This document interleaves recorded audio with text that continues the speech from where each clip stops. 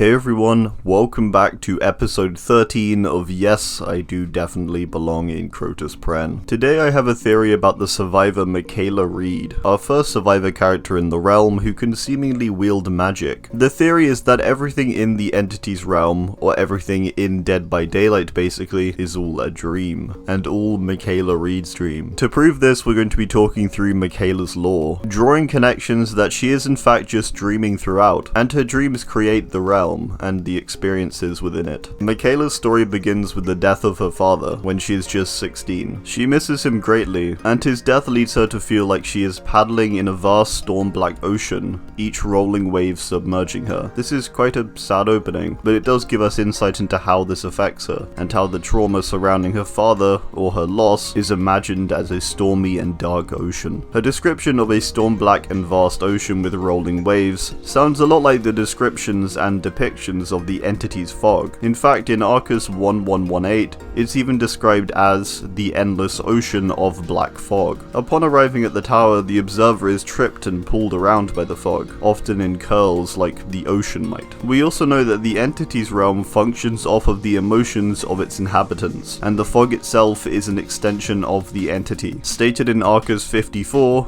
to feel alive. So Mikaela's dark ocean and the fog being similar is quite interesting. The fog is also something that contains the many memories of those in the entity's realm. So my first suggestion is that the fog is the thing that embodies Mikaela's trauma or losing her father at such a young age. It acts as a representation of something that takes things away from where they should be, much like how the fog acts as the extension of the entity which reaches into different worlds and snatches people up for the realm.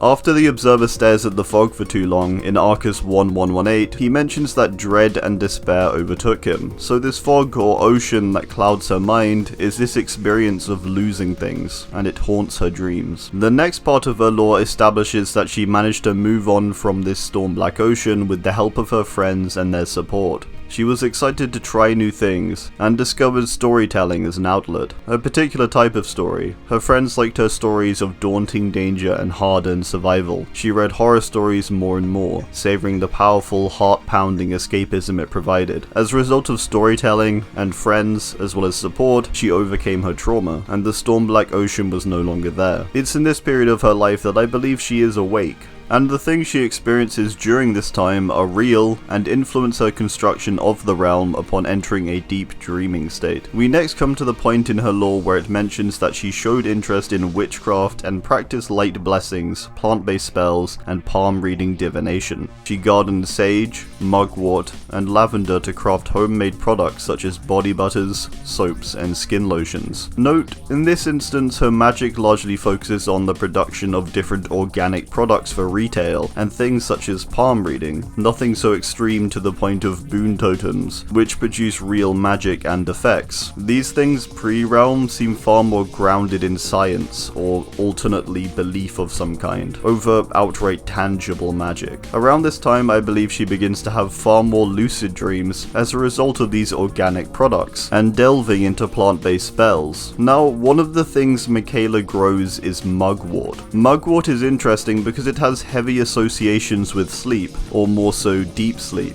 and quite lucid or vivid dreaming. Further, lavender is often used to help people sleep, same with sage. Sage also traditionally is known to keep you safe whilst you sleep, blocking negativity or negative energy from entering your thoughts. Lots of things to do with dreaming, sleeping, and negative energies basically. We also have great dream imagery plastered over her skin, with tattoos of moons, stars, and more. My thoughts are that her production of these things that cause deep sleep, and her love for horror stories not only made that storm-black ocean return, but furthered it this time as her mind was now far more developed and versed in storytelling and world building due to her engagement with it and her studying of it. Potentially her use of these products in a high dosage even caused her to enter some kind of deep sleep, as the next part of her lore seems to have a change of pace, and her life begins to become much more lively and eventful. The next part of the lore occurs when Mikaela's best friend Julian enters her into the endless Halloween festival Festival storytelling competition, to which she is accepted. For this competition, she is required to craft an original horror story, and so she sets to work in creating her tale of horror. I think this competition, or the idea of it, is what causes her to create the Entities Realm, the best horror story she can imagine. Next we get this section in her lore. Mikaela stayed up all night filling her notebooks with abandoned beginnings. She had a story in mind, but unearthing it took patience and skill. The following night the nightmares began. For a week she would wake in the middle of the night gasping for air, almost like that storm-black ocean or fog has returned. She doesn't want to lose this also. Her dream was the same every night. She was dragged down a cold set of stairs and thrown into a dark basement. Then her lungs would be set ablaze by a sharp iron hook, stabbing her in the chest. A dark figure would pull on the hook and hoist her from the ground, slowly, until the pain waked her. The more she finessed her Halloween tale, the darker her nightmares grew. This is the point I suggest in which she enters a deep and vivid nightmare.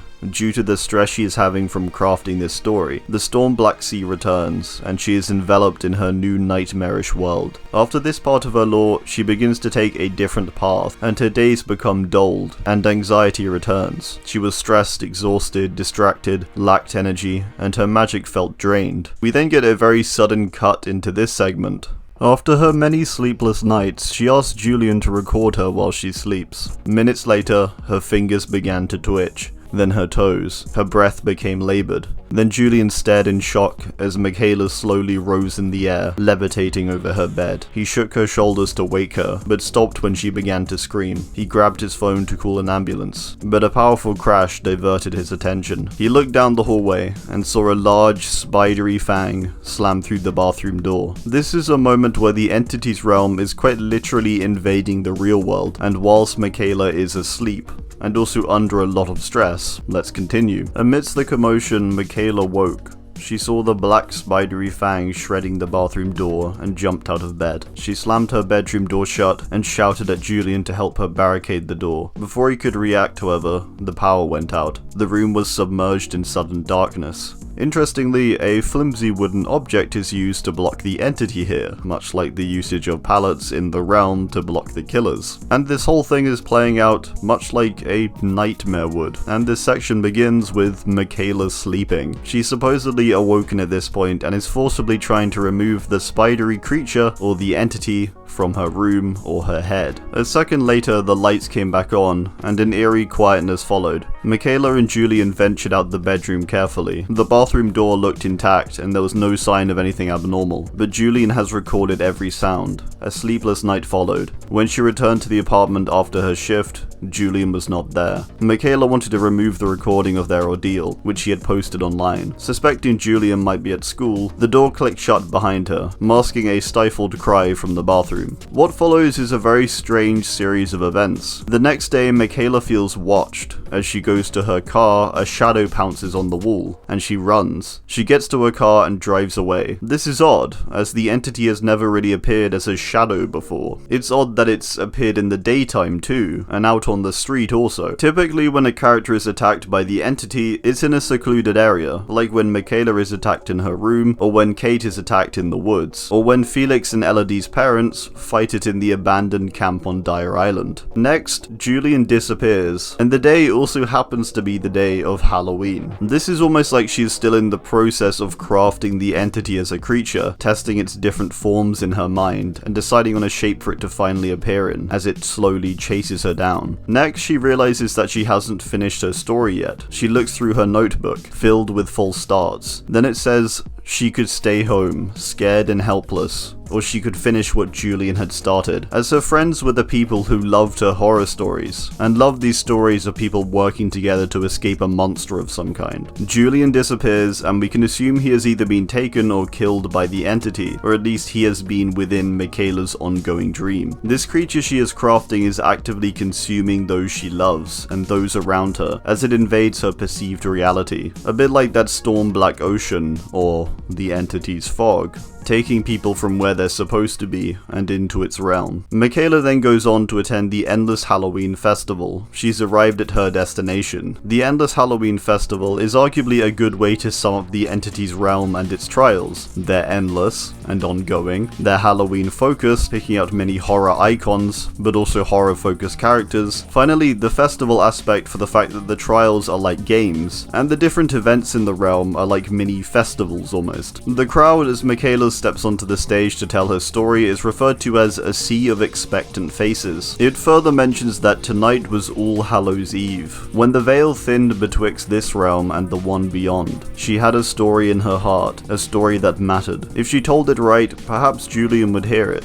This is the moment she decides to commit to her story, leaving her life behind and entering her endless dream. During this moment, she is watched by distant eyes, which is said to have cawed from an oak tree. This is likely referring to the crows. The realm around her is slowly becoming apparent in her imagination. It then says her heartbeat slowed, and she felt refreshed for the first time in weeks, ready to tell the tale of a lifetime. Mentions of heartbeat, and then also this spectacular horror story, incorporating all the elements of those stories unfinished, all finally coming together as one for her story of the entity and its realm. She's spoken to the microphone in a deep, haunting voice. She narrated a tale of billowing winds on a cold autumn night, of a loyal friend disappearing before daylight, of forgotten victims hiding in the wings of darkness, of throbbing graves, sealed with terrible secrets, and of eternal night in the shadow of death. Mikaela pointed at the night sky and said that no darkness was truly beyond light. Even on this moonless night, the sky shined with long dead stars. A thick black fog engulfed Mikaela. To the audience's amazement,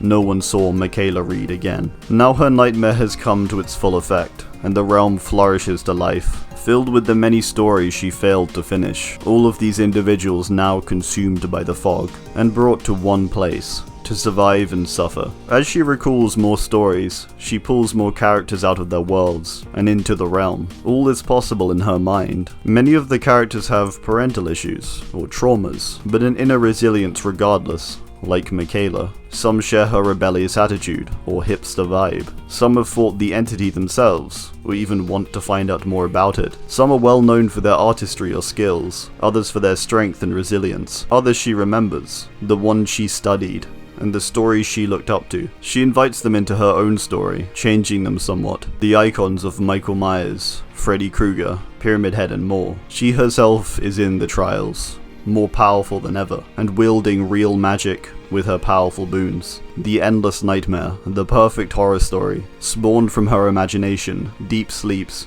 and inescapable trauma. Mikaela's nightmare, the entity's realm. Alright, well that's gonna do it. I do hope you enjoyed, and be sure to drop your own thoughts on this down below. Thanks, and goodbye.